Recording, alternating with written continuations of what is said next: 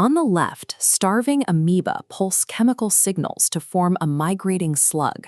On the right, a global supply chain routes microchips across 3 continents. At a strictly physical level, these two systems are solving the exact same problem. Life coordinates. Every collective behavior, at every scale, operates under the same mathematical constraints. They are bounded entities, operating far from equilibrium, coordinating to manage thermodynamic entropy.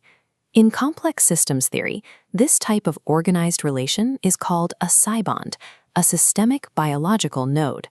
A psi-bond is a persistent adaptive unit that behaves as a lifelike whole to process the available energy.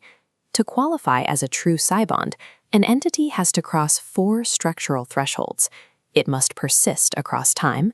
It must display functional differentiation, like defense or provisioning. It must maintain coherence through tangible coupling mechanisms, and it must actively regulate itself under stress to preserve its pattern. This definition includes ant colonies, dolphin pods, and human nation-states. Culture, law, and religion are not exemptions from thermodynamic constraints. They are simply the specific substrates we evolved to manage them.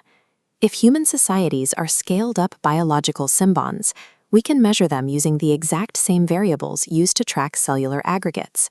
We can predict their fracture points mathematically. Coordination is an optimization problem. Too few nodes, and a system lacks the depth to adapt.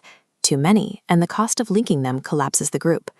Across the civilizations and organizations we've modeled, this architecture converges on exactly 8 invariant functional nodes. To survive, a symbiont partitions its operations into the dual-loop architecture. It splits survival functions into 2 distinct tempos. The fast loop consists of hands, flow, craft, and shield. These represent the logistical networks, the labor pool, the factories, and the military response. This loop operates at the thermodynamic edge. It responds to daily friction, material shortages, and immediate external pressures. Its timescale is measured in weeks and months. The slow loop contains the Helm, lore, archive, and stewards. These represent governance, cultural narrative, legal code, and asset holdings. These nodes are long horizon structures, detached from daily material panic. The system remains viable only as long as these 2 loops stay coupled together, when practical physical activity and abstract rules still recognize one another. Societal resilience is a function of this coupling. It is the invisible bond strength holding the fast and slow loops together that determines if a system can absorb stress or if it will fragment. We can test this model at the lowest level of fully coordinated psi-bonds, eusocial insect colonies. This ADA leafcutter colony maps directly onto the 8-node framework.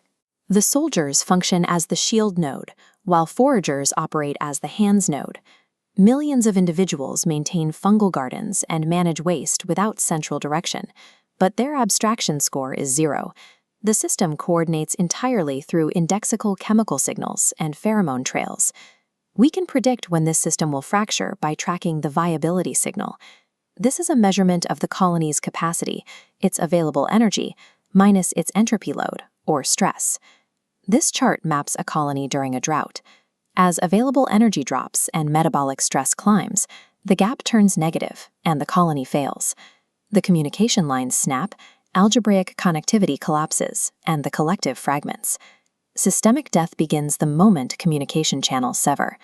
Once the coupling fails, the physical capability of the individual agents becomes useless to the whole. Moving up the evolutionary sequence, primate troops abandon simple chemical signals for something much more demanding: embodied coupling. Chimpanzees maintain their systemic coherence through continuous, metabolically expensive relational work. Trust is built face-to-face through grooming, posturing, and direct alliance repair. This introduces a limit known as the embodied scaling ceiling. Because every relationship requires physical time to maintain, the troop size is strictly capped by the biological bandwidth of its members. We can observe the failure mode of a primate psi-bond by looking at the Kasakela chimpanzee war in the 1970s, where one group systematically hunted a splinter faction. In the CAMS framework, this is a shield-dominant affective collapse.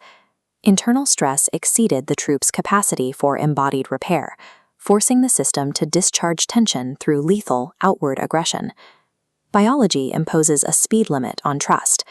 Without a mechanism to store memory outside the living body, a society cannot scale beyond the range at which individuals can physically interact.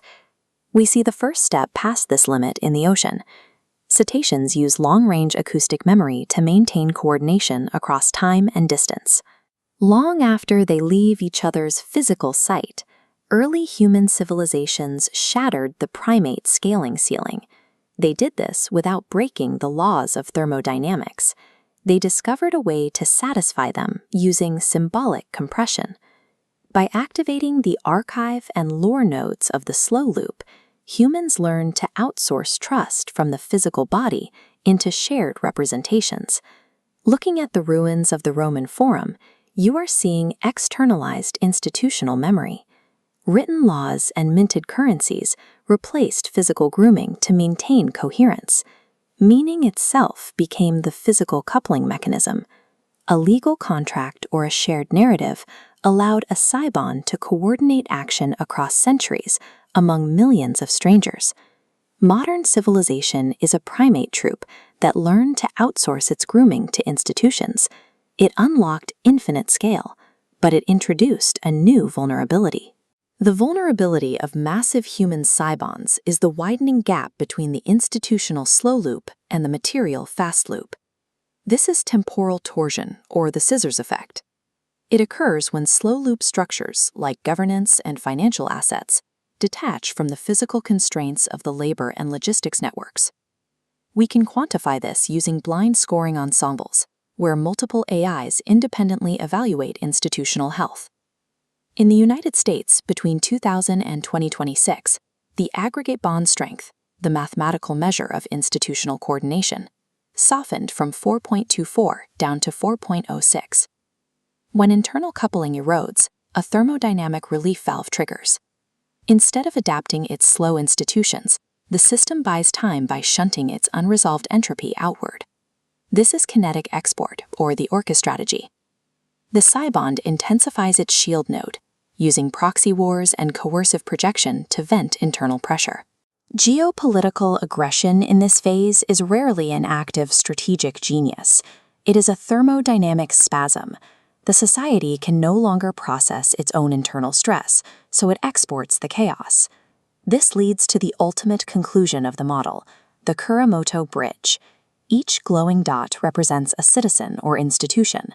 They are held in a synchronized state by parameter K, which represents the coupling strength of the system. Watch what happens the moment parameter K drops below the system's threshold for disorder. The synchronized circle instantly shatters into a chaotic swarm. These collapses are overwhelmingly non-agentic. They are not driven by bad actors, but by deterministic thermodynamic physics once the coupling strength fails. The starvation of an ant colony and the institutional fracture of a superpower are governed by the same threshold logic of desynchronization. Survival in the 21st century depends on recognizing the thermodynamic limits of our coordination before the phase transition becomes inevitable.